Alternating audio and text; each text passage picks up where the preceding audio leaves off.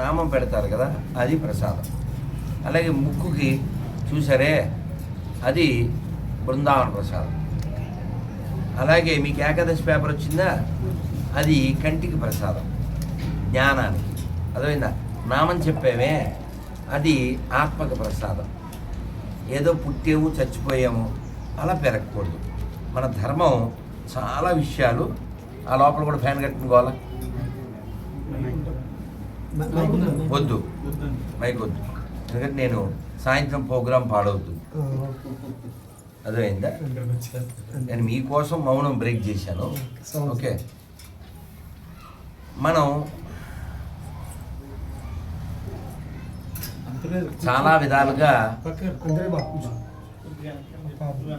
మనని మన పెద్దవాళ్ళు చెప్పినటువంటి మంచి ఉద్దేశాలని గ్రహించకుండా ఈ కమ్యూనిస్టులు, కమ్యూనిస్టులు, ఈ కాంగ్రెస్ విదేశీ భావజాలం, ఇస్లాము, క్రైస్తవం మన దేశాన్ని మొక్కలు చేయడానికి చాలా ప్రయత్నం చేసింది.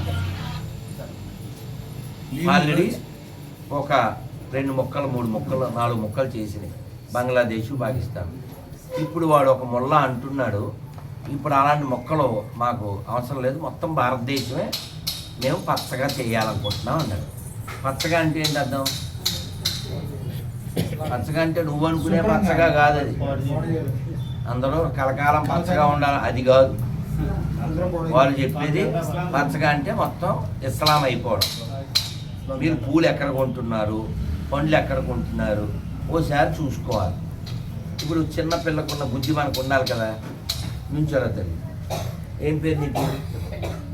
అమ్మ నేహ కార్తిక. చిన్న పిల్ల కదా, ఏం చదువుతున్నాను? యూకేజీ. నువ్వు యూకేజీ, మా ఫ్రెండ్ ఎల్కేజీ, నేను ఎల్కేజీ. సరే, మరి ఇప్పుడు నువ్వు ఇంటికి వెళ్ళాక భోజనం చేస్తావా? చేస్తావు కదా. నువ్వే కలుపుకుంటావా, అమ్మ కలుపుద్దా? చెప్పు. అమ్మ కలుపుద్దా? స్పూన్తో తింటావా, చేతితో తింటావా, అమ్మ తినిపెట్టదా? అమ్మ తినిపెట్టదా? ఒకవేళ తల్లి ఇలా చూడండి, ఒకవేళ ఎవరైనా నువ్వు తినే దాంట్లో అని ఊసారు అనుకో, తింటావా?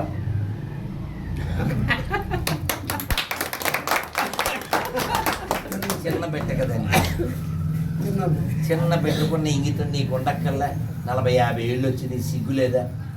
వాడు ఉమ్మేస్తాడని నీకు తెలియదా? వాడు ఉచ్చగలుపుతాడని నీకు తెలియదా?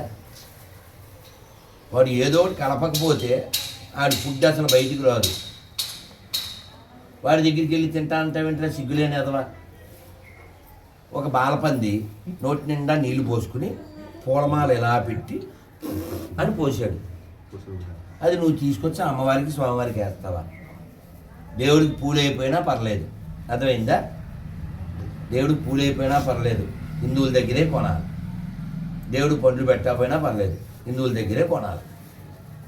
మీకు అంత మహాభక్తి ఉంటే ఓ 10 కుండీలు ఇంటి మేడ మీద, ఇంటి ముందో పెట్టి అందులో పూలు పెంచండి, పండ్లు పెంచండి.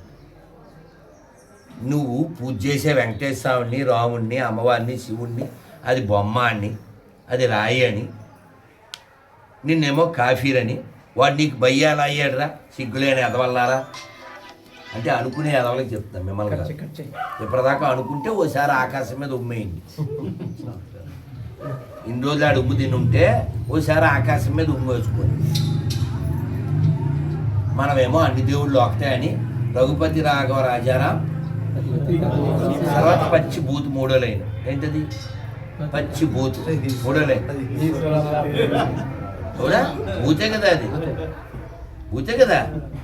మనం వెంకటేశ్వర గుడిలో కూర్చుని ఈశ్వరల్లా తేరేనామని అనగలం. మరి మసీదులో అంటాడా ఈశ్వరుడైనా అల్లా అయినా ఒకటే అని? మీలో దరిద్రులు ఉన్నారా అని నేను అడిగాను అనుకో, దానికి మీరు ఏం చెప్తారు? దరిద్రులు అంటే డబ్బులు లేని వాళ్ళని కాదు, జ్ఞానం లేని ప్రతివాడు దరిద్రుడే. అబద్ధాలు చెప్పే ప్రతివాడు దరిద్రుడే.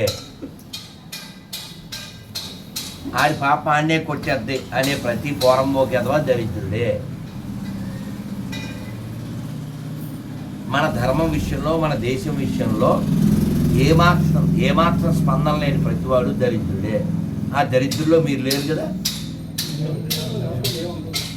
ఈ గుడికి మైక్ ఉంది కదా, దేవుడి మీద ధర్మం మీద మీకు లైక్ ఉంది కదా, ఎక్కడికైనా వెళ్ళడానికి బైక్ ఉంది కదా, అన్నీ వాడండి, అన్నీ వాడండి, అన్నీ ఒకటే అబద్ధాలు చెప్పకండి. అర్థమైందా? చెప్పండి ఒకసారి. 5,000 సమానమా? మీ అమ్మ షాపులో బొమ్మ సమానమా? గుళ్ళో నంది ఊళ్ళో పంది సమానమా? ఆవును మేపేవాడు ఆవును మేసేవాడు సమానమా? అన్ని మతాలు సమానమా? ఇదే పిల్లలు చెప్పాలి. గుడికి ప్రదక్షిణ చేశారు, ఇది బాగా నచ్చింది నాకు, అది తీసుకున్నాను. ఇక్కడ ఎంతమంది 108 ప్రదక్షిణ చేశారు ఒకసారైనా ఈ గుళ్ళో? చేసిన వాళ్ళు చేయొత్తండి, చేయత్తలేని వాళ్ళు రేపు శనివారం నుంచి 11 శనివారం చేయండి. అర్థమైందా? అలా గుడి ప్రదక్షిణ చేసే సమయంలో గుడి మీద సన్నగా చాగంటి గారు ఉపన్యాసం పెట్టండి, లేదు గోవిందనామాలు పెట్టండి, లేదు మన ఎంఎస్ సుబ్బలక్ష్మి గారి భజగోవిందం పెట్టండి. అలాగే ఇప్పుడు ఈ గుడికి ఎవరు చైర్మన్? ఏం పేరు మీ పేరు? మీరు నాకు శ్రీరామనవమి అంటే ఇంకా 9 రోజులు ఉంది, లేదు ఈ నెలాఖరు అనుకుందాం, ఇవాళ ఎంత 19 శ్రీరామనవమి అంటే 27, పోనీ వచ్చే నెల 20, నెల రోజులు టైం మీకు. గుళ్ళో ఈ గోడలు ఉన్నాయా? మొత్తం గోడల చుట్టూ శ్రీ శ్రీనివాస అంతా రాయించండి, రాయించి గోవిందామో నాకు ఫోటోయో వీడియో పెట్టండి. అలాగే ఇప్పుడు ఆ పైన ఖాళీ, ఆ పైన ఖాళీ, ఇటు ఖాళీ అటు ఖాళీ, భగవద్గీత శ్లోకం ఒక పక్కన, రామాయణం ఓ శ్లోకం విత్ మీనింగ్. ఇప్పుడు ఇందా చెప్పించానే, చెప్పండి ఒకసారి. మాత్ర స్పరిశాస్తు కౌంతేయ దుఃఖద ఆగమ పాయినో నిత్యాం స్థాం స్థితిక్షస్వ భారత. చదివి చెప్తే తెలుస్తుంది, నేను చదవలేదుగా ఎలా తెలుస్తుంది?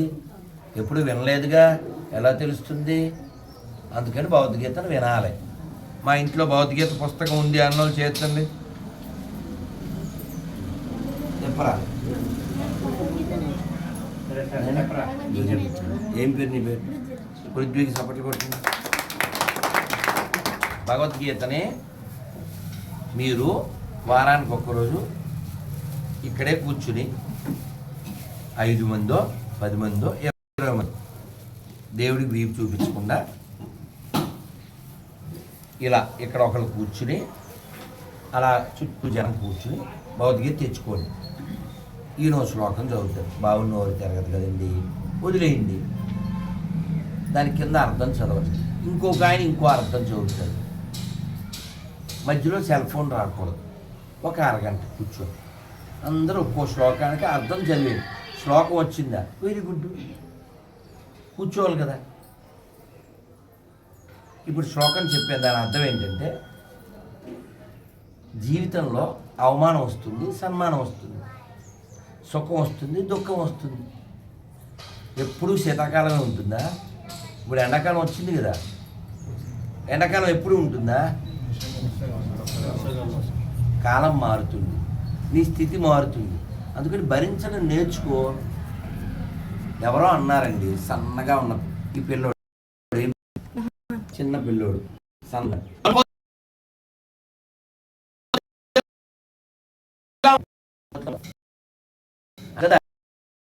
కదా, ఏరా నువ్వు దున్నపోతువా? వాడు అలా ఉన్నాడా? పోనీ అలా అన్నోడు దున్నపోతు అని మనం చక్కగా దేవుడు దండం పెట్టి వెళ్ళిపోతే అయిపోయి. వాడు దున్నపోతు అన్నాడని చెప్పి వీడు వెళ్ళి ఏ గోతటి దూకితే తప్పాడితే ఈడిదే కదా. ఇప్పుడు ఉదాహరణకి నీ వయసు ఎంతరా? 14 years. ఇప్పుడు నేను నెక్స్ట్ ఎలక్షన్లో మనకి 29లో వస్తాయి, అవునా? అప్పటికి ఎన్ని వస్తాయి? 17 వస్తాయి. ఇప్పుడు నేనుండి ఏం పేరు? మోహనం నెక్స్ట్ ఎలక్షన్లో మన నియోజకవర్గానికి ఎమ్మెల్యే అవుతాడు అన్న. ఎలా అవుతాడు? ఎలా అవుతాడు? ఓటెక్కే రాదుగా అని నేను అన్నాను అనుకో, నీకు బుద్ధి ఉండక్కర్లేదా? థ్యాంక్ యూ స్వామీజీ అంటావా? అనకూడదు కదా. ఇప్పుడు నువ్వు ఎమ్మెల్యే అవుతావు, కంగ్రాట్స్ అన్నాను అనగానే థ్యాంక్ యూ అనకూడదు. ఎందుకని? నేను చెప్పింది అబద్ధం కదా. నువ్వు ఎమ్మెల్యే అనేది 2029లో అబద్ధం కదా. అలాగే నువ్వు దున్నపోతే అది కూడా అబద్ధమేగా. నువ్వు ఎమ్మెల్యే అన్నప్పుడు తీసుకున్నావా? మరి దున్నపోతే ఎందుకు తీసుకుంటావురా? తీసుకోకూడదు. అర్థమైందా? బుద్ధుడు అక్కడ ఇంటికి వచ్చాడు, ఆయన నోటికి వచ్చింది తిట్టాడు. దున్నపోతులా ఉన్నావు, అలా ఉన్నావు, పని చేసుకో, అది ఇది అని. ఆయన అలాగే నుంచున్నాడు. వాడు లోపలికి వెళ్ళిపోతున్నాడు. సరే సరే వెళ్ళరండి అన్నాడు. మీరు ఇందాక చాలా ఇచ్చారు, తిట్టారు అన్నాడు. తిడతాను అన్నాడు. అలా కాదు, సపోజ్ ఉదాహరణకి మీరు ప్లేట్ నిండా నాకు పండ్లు ఇచ్చారు.